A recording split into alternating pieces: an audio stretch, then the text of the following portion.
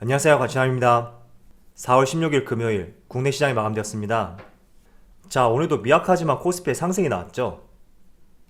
코스피는 0.13%의 상승이 나왔고 코스닥은 0.7%의 좋은 모습을 보여주었습니다. 그래도 확실히 최근에 코스닥이 조금 더 낫다, 이렇게 보여지네요.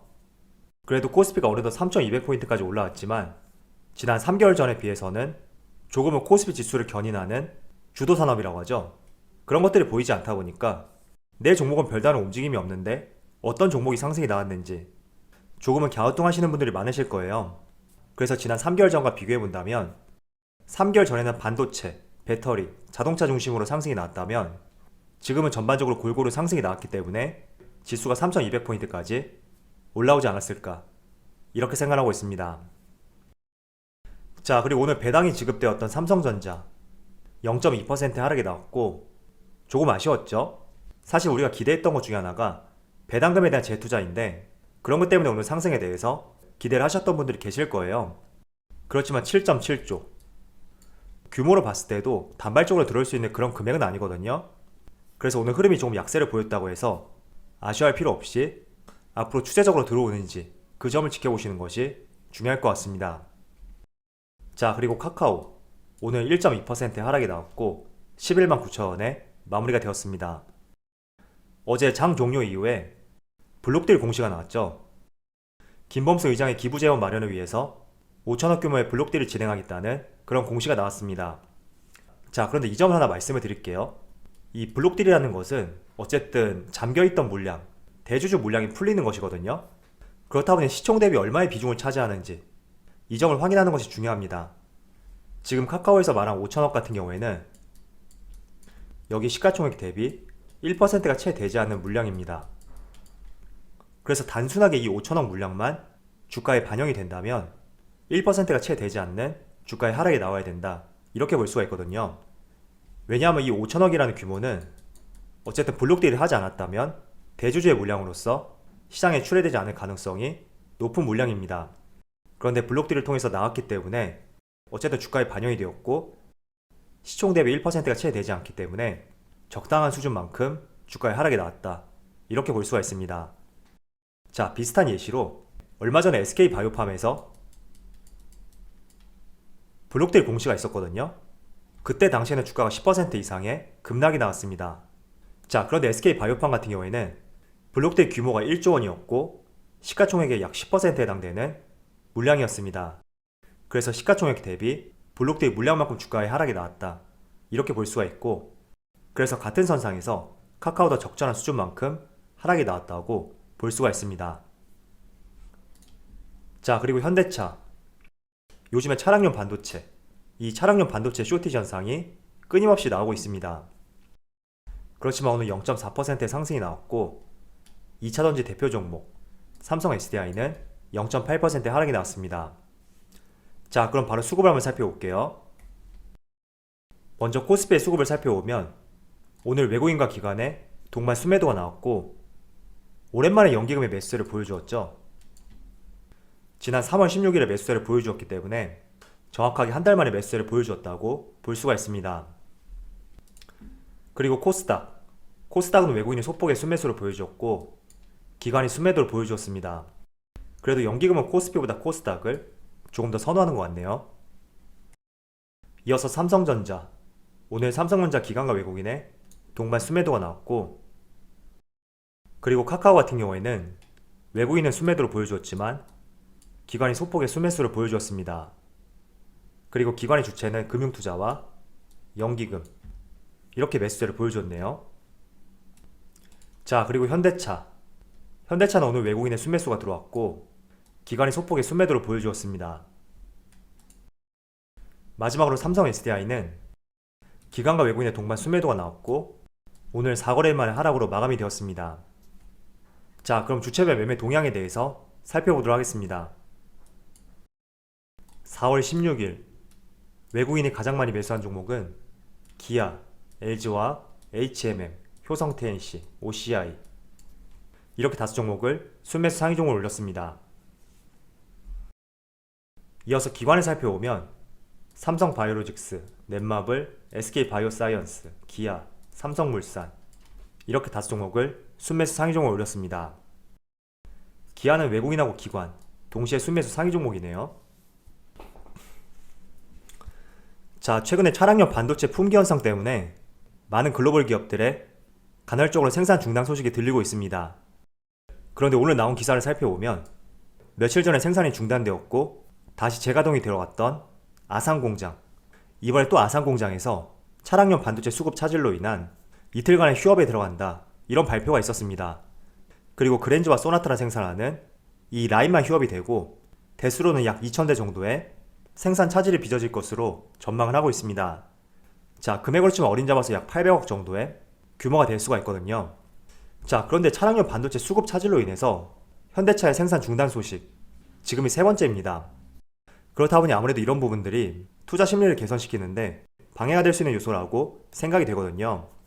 지금 한 달도 채 안 돼서 3번째라는 것은 앞으로도 발생될 수 있는 가능성이 높을 수가 있습니다.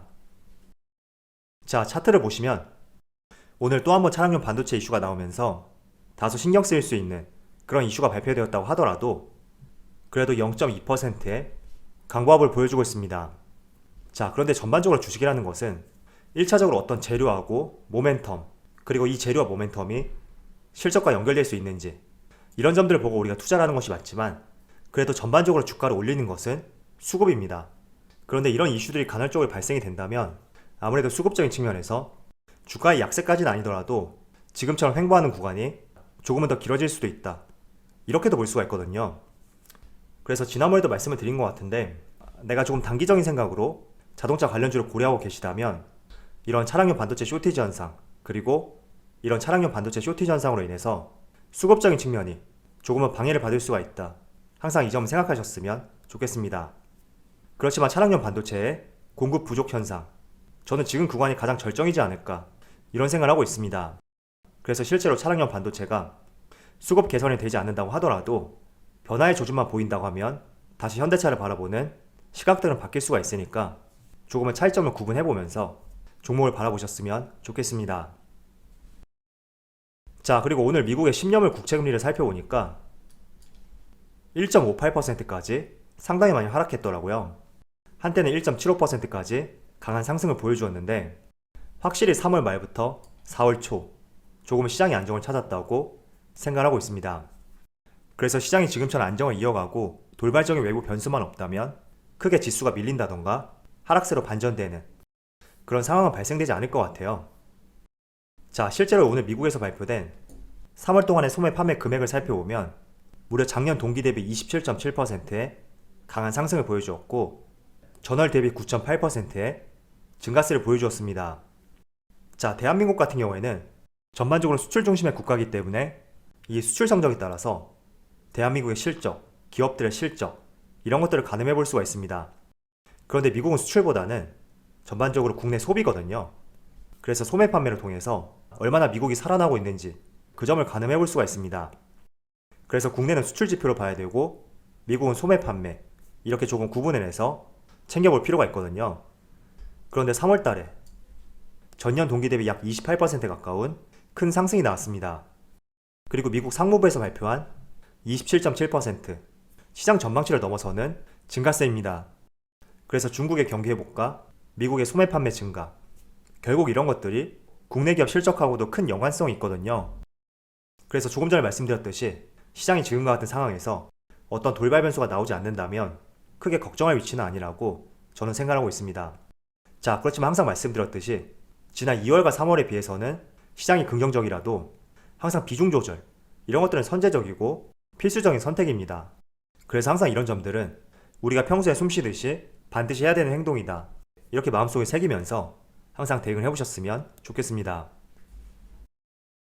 자, 지금부터는 조선주와 관련해서 한번 말씀을 들어보겠습니다.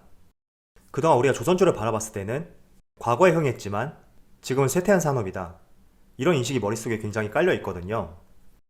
실제로 제가 대학교로 입학했을 때가 1년 재수를 했고 2007년에 입학을 했거든요. 그런데 그 당시에 저희 학교에 조선해양학과가 있었고 굉장히 인기가 많았던 그런 학과 중에 하나였습니다. 근데 군대를 갔다 오고 또 일부 휴학도 하고 대학교를 졸업할 때쯤이 되니까 그때 조선해양학과를 바라보는 인식이 입학할 때와 달리 굉장히 부정적으로 바뀌게 되었습니다. 자, 그런데 최근에 조선업계가 살아나고 있다, 이런 말들 많이 들어보셨을 거예요.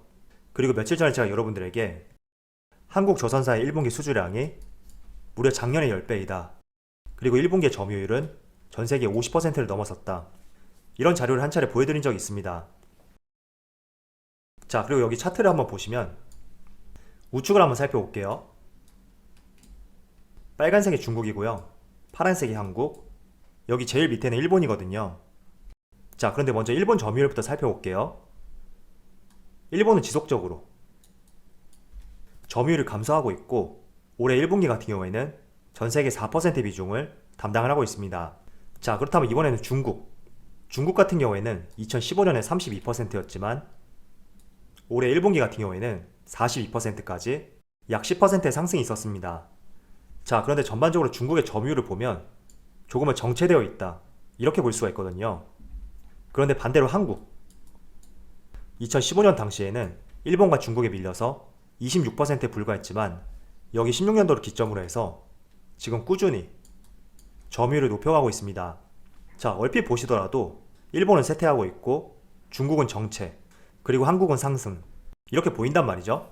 자, 그런데 왜 한국의 점유율이 올라가고 있는지 한번 생각해 보신 적 있나요?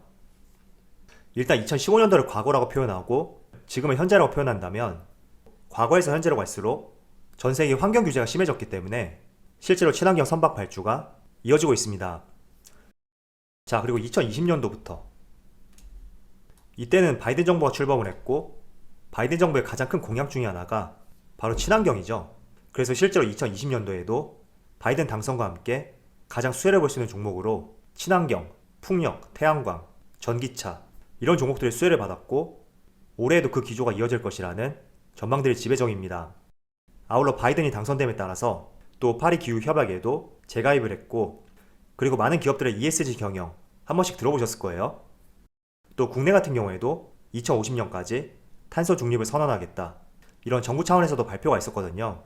그래서 전반적으로 과거부터 조금씩 추세가 올라오긴 했지만 전체적으로 2020년도부터 살펴본다면 그 어느 때보다도 친환경에 대해서 중요성이 증가되었고, 이러한 부분들이 전반적으로 중국과 일본에 비해서 국내 조선업계들이 경쟁력을 키울 수 있는 중요한 요소라고 생각하고 있습니다. 자, 그래서 실제로 글로벌 조선 해운 분석업체 클락슨 리서치에 따르면 국제해사기구는 오늘 2025년까지 2008년 대비 선박 온실가스 배출량을 최소 30% 이상 감축하는 규제를 시행하기로 했다, 이런 발표도 있었고, 또 친환경 선박과 관련해서 국내 기업의 경쟁력이 뛰어나기 때문에 실제로 전체 점유율은 52%라고 하더라도 고부가치 선박 중에서는 52%보다 20% 증가한 무려 76%의 점유율을 기록을 하였습니다. 그래서 이런 점들이 지금 중국과의 기술력 차이에서 한국이 앞서고 있다, 이렇게 볼 수가 있습니다. 자, 그리고 올해 같은 경우에는 작년에 카타르와 슬롯 계약을 맺었던 100여 척의 선박, 올해부터 조금씩 발주가 들어올 것으로 예상이 되고 있고, 또 러시아 같은 경우에는 LNG선이죠. 이 LNG선 6척도 곧 발주할 예정이라고 합니다. 그래서 연말까지 수주 랠리가 이어질 것이라고 그렇게 보여지고요. 또 글로벌 조선 해운 분석업체인 클락슨 리서치에 따르면 올해 전세계 선박 발주량은 전년 대비 54% 증가할 것이다, 이런 전망도 있습니다. 그래서 실제로 이 건 외에도 추가적인 발주는 충분히 나올 수 있다, 이렇게 보여지고, 앞선 점유율 증가와 함께 또 친환경과 관련된 고부가가치 선박 증가, 이런 것들도 생각해 보시면서 한번 조선업계 3사들 관심 가져보는 것도 좋을 것 같습니다. 자, 그런데 이런 기업들 같은 경우에는 지금 조선과 관련된 이슈가 단발적인 이슈는 아니란 말이죠. 그래서 단기적인 이슈에 의해서 움직일 수 있는 종목은 아니다. 항상 이 점을 생각하시면서 조금은 길게 내가 연말까지 한번 생각해 본다면 충분히 관심을 가져보기에 좋은 산업이 될 수 있다고 말씀을 드리겠습니다. 그래도 조선업계 3사 중에서 실적이 우량한 기업을 투자하는 게 낫겠죠. 자, 드디어 한 주가 끝나고 주말이 찾아왔습니다. 지난주에는 오랜만에 주말에 비가 오지 않아서 정말 날씨가 좋았다고 생각이 되었었는데, 이번 주에는 또 비가 온다고 하더라고요. 그래도 주말인 만큼 좋은 시간 보내시고요. 또 에너지 충전할 수 있는 그런 시간 되었으면 좋겠습니다. 자, 그럼 오늘 영상에서 마치도록 하고요. 언제나 여러분들의 성공 투자를 기원하도록 하겠습니다. 감사합니다.